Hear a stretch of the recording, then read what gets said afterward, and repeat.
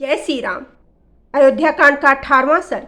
श्री राम का कैकेयी से पिता के चिंतित होने का कारण पूछना और कैकेयी का कठोरतापूर्वक अपने मांगे हुए वरों का वृत्तांत बताकर श्री राम को वनवास के लिए प्रेरित करना।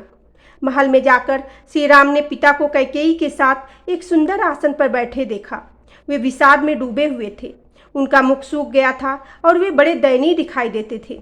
निकट पहुंचने पर श्री राम ने विनीत भाव से पहले अपने पिता के चरणों में प्रणाम किया। उसके बाद बड़ी सावधानी के साथ उन्होंने कैकेयी के चरणों में भी मस्तक झुकाया। उस समय दीन दशा में खड़े हुए राजा दशरथ एक बार राम ऐसा कहकर चुप हो गए। इससे आगे उनसे बोला नहीं गया। उनके नेत्रों में आंसू भर आए। अतः वे श्री राम की ओर न तो देख सके और न उनसे कोई बात ही कर सके। राजा का वह अभूतपूर्व भयंकर रूप देखकर श्री राम को भी भय हो गया, मानो उन्होंने पैर से किसी सर्प को छू लिया हो। राजा की इंद्रियों में प्रसन्नता नहीं थी। वे शोक और संताप से दुर्बल हो रहे थे। बारंबार लंबी सांसें भरते थे तथा उनके चित्त में बड़ी व्यथा और व्याकुलता थी। वे ऐसे दिखते थे मानो तरंग मालाओं से उपलक्षित अक्षोभ समुद्र क्षुब्ध हो उठा हो, सूर्य को राहु ने ग्रस लिया हो अथवा किसी महर्षि ने झूठ बोल दिया हो। राजा का वह शोक संभावना से परे था। इस शोक का क्या कारण है, यह सोचते हुए श्री रामचंद्र जी पूर्णिमा के समुद्र की भांति अत्यंत विक्षुब्ध हो उठे। पिता के हित में तत्पर रहने वाले परम चतुर श्री राम सोचने लगे कि आज ही ऐसा क्या हो गया जिससे महाराज मुझसे प्रसन्न होकर बोलते नहीं हैं। और दिन तो पिताजी कुपित होने पर भी मुझे देखते ही प्रसन्न हो जाते थे। आज मेरी ओर दृष्टिपात करके उन्हें क्लेश क्यों हो रहा है, यह सब सोचकर श्री राम दीन से हो गए, शोक से कातर हो उठे। विषाद के कारण उनके मुख की कांति फीकी पड़ गई। वे कैकेयी को प्रणाम करके उसी से पूछने लगे, माँ, मुझसे अनजाने में कोई अपराध तो नहीं हो गया है जिससे पिताजी मुझ पर नाराज हो गए हैं। अतः तुम यह बात मुझे बताओ और तुम ही इन्हें मना दो। ये तो सदा मुझे प्यार करते थे, आज इनका मन अप्रसन्न क्यों हो गया है। देखता हूँ ये आज मुझसे बोलते तक नहीं है। इनके मुख पर विषाद छा रहा है और ये अत्यंत दुखी हो रहे हैं। कोई शारीरिक व्याधि जनित संताप अथवा मानसिक अभिताप तो इन्हें पीड़ित नहीं कर रहा है, क्योंकि मनुष्य को सदा सुखी सुख मिले ऐसा सुयोग प्रायः दुर्लभ होता है। प्रियदर्शन कुमार भरत, महाबली शत्रुघ्न अथवा मेरी माताओं का तो कोई अमंगल नहीं हुआ है। महाराज को असंतुष्ट करके अथवा इनकी आज्ञा न मानकर इन्हें कुपित कर देने पर मैं 2 घड़ी भी जीवित रहना नहीं चाहूँगा। मनुष्य जिसके कारण इस जगत में अपना प्रादुर्भाव देखता है, उस प्रत्यक्ष देवता पिता के जीते जी वह उसके अनुकूल वर्ताव क्यों न करेगा। कहीं तुमने तो अभिमान या रोष के कारण मेरे पिताजी से कोई कठोर बात नहीं कह डाली जिससे इनका मन दुखी हो गया है। देवी, मैं सच्ची बात पूछता हूँ, बताओ किस कारण से महाराज के मन में आज इतना विकार है।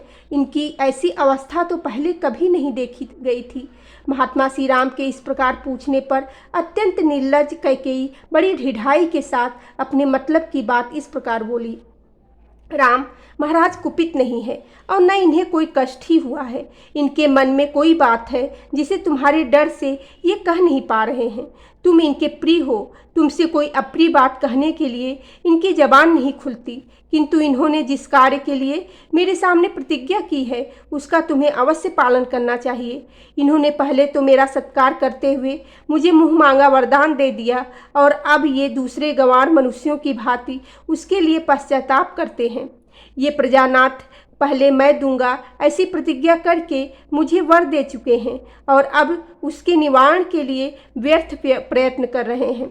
पानी निकल जाने पर उसे रोकने के लिए बांध बांधने की निरर्थक चेष्टा करते हैं। राम, सत्य ही धर्म का जड़ है, यह सत्पुरुषों का ही भी निश्चय है। कहीं ऐसा न हो कि ये महाराज तुम्हारे कारण मुझ पर कुपित होकर अपने उस सत्य को ही छोड़ बैठें। जैसे भी इनके सत्य का पालन हो वैसा तुम्हें करना चाहिए। यदि राजा जिस बात को कहना चाहते हैं वह शुभ हो या अशुभ, तुम सर्वथा उसका पालन करो, तो मैं सारी बात पुनः तुमसे कहूँगी। यदि राजा की कही हुई बात तुम्हारे कानों में पड़कर वहीं नष्ट न हो जाए, यदि तुम उनकी प्रत्येक आज्ञा का पालन कर सको, तो मैं तुमसे सब कुछ खोल कर बता दूंगी, ये स्वयं तुमसे कुछ नहीं कहेंगे। कैकेयी की कही हुई यह बात सुनकर श्री राम के मन में बड़ी व्यथा हुई। उन्होंने राजा के समीप ही देवी कैकेयी से इस प्रकार कहा, अहो धिक्कार है देवी, तुम्हें मेरे प्रति ऐसी बात मुंह से नहीं निकालनी चाहिए। मैं महाराज के कहने से आग में भी कूद सकता हूँ, तीव्र विष का भी भक्षण कर सकता हूँ और समुद्र में भी गिर सकता हूँ। महाराज मेरे गुरु, पिता और हितैषी है, मैं उनकी आज्ञा पाकर क्या नहीं कर सकता। इसलिए देवी, राजा को जो अभीष्ट है वह बात मुझे बताओ, मैं प्रतिज्ञा करता हूँ उसे पूर्ण करूँगा। राम दो तरह की बात नहीं करता है। श्री राम सरल स्वभाव से युक्त और सत्यवादी थे। उनकी बात सुनकर अनार्या कैकेयी ने अत्यंत दारुण वचन कहना आरंभ किया। रघुनंदन, पहले की बात है, देवासुर संग्राम में तुम्हारे पिता शत्रुओं के बाणों से बिंद हो गए थे। उस महासमर में मैंने उनकी रक्षा की थी। उससे प्रसन्न होकर उन्होंने मुझे दो वर दिए थे। राघव, उन्हीं में से एक वर के द्वारा तो मैंने महाराज से यह याचना की है कि भरत का राज्याभिषेक हो, और दूसरा वर यह मांगा है कि तुम्हें आज ही दंडकारण्य में भेज दिया जाए। नरश्रेष्ठ, यदि तुम अपने पिता की सत्य प्रतिज्ञ बनना चाहते हो और अपने को भी सत्यवादी सिद्ध करने की इच्छा रखते हो तो मेरी यह बात सुनो। तुम पिता की आज्ञा के अधीन रहो। जैसी इन्होंने प्रतिज्ञा की है उसके अनुसार तुम्हें 14 वर्षों के लिए वन में प्रवेश करना चाहिए। रघुनंदन, राजा ने तुम्हारे लिए तो यह अभिषेक का सामान जुटाया है, उस सबके द्वारा यहाँ भरत का अभिषेक किया जाए और तुम इस अभिषेक को त्याग कर 14 वर्षों तक दंडकारण्य में रहते हुए जटा और चीर धारण करो। कौशल नरेश की इस वसुधा का, जो नाना प्रकार के रत्नों से भरी पूरी और घोड़े तथा रथों से व्याप्त है, भरत शासन करे। बस इतनी ही बात है। ऐसा करने से तुम्हारे इस वियोग का कष्ट सहन करना पड़ेगा। यह सोचकर महाराज करुणा में डूब रहे हैं। इसी शोक से इनका मुख सूख गया है और इन्हें तुम्हारी ओर देखने का साहस नहीं रहा।